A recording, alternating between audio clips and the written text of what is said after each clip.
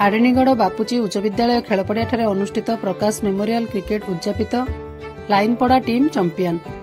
आज संध्या 7टा समय कमिटी पक्षर प्राप्त सूचना अनुसार बौद्ध जिला हरभंगा ब्लॉक आड़ेनीगढ़ बापुची उच्च विद्यालय खेलपड़ियाଠାରେ विवेकानंद युवक संघ द्वारा दीर्घ 8 दिन धरी चलीथिबा 16तम प्रकाश मेमोरियल क्रिकेट टूर्नामेंट उद्यापित हो जाइछि। फाइनाल मैच लाइनपड़ा और आड़ेनीगढ़ मध्य अनुष्ठित होइथिला। टॉस जीति लाइनपड़ा प्रथमे बैटिंग करी निर्धारित 15 ओभर रे समस्त विकेट हराई 155 रन करथिले।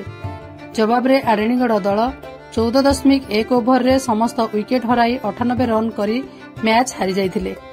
चैंपियन दल को ट्रॉफी सह 22,000 टंका प्रदान करा जाइथिबा बेले रनर्स अप दल को ट्रॉफी सह 17,000 टंका प्रदान करा जाइथिला। मुख्य अतिथि भावे समाजसेवी सागर पटनायक जोग दैथिबा बेले सम्मानित अतिथि भावे फॉरेस्टर अशोक प्रधान, समाजसेवी सोमनाथ नायक, प्रशांत बेहेरा, राजेश कुमार साहू, दीपक प्रधान जोग दैथिले। खेल को दुई विशिष्ट अंपायर सुधांशु और चित्तरंजन परिचालना करथिबा बेले स्कोरर रे थिले जीवन महापात्र। उक्त टूर्नामेंट रे समुदाय 16 गोटी दल भाग नैथिबा कमिटी पक्षरु सूचना मिलिछि।